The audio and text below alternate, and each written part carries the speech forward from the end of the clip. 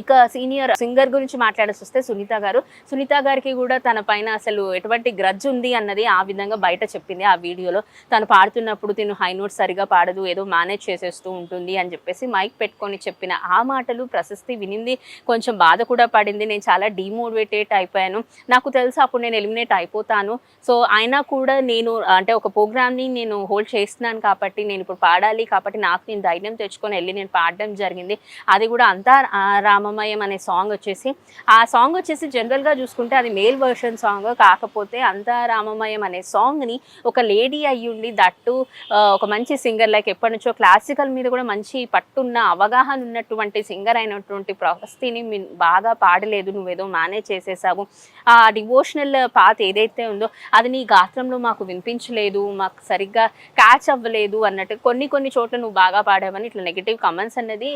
Singer Sunitha గారు ఇవ్వడం జరిగింది.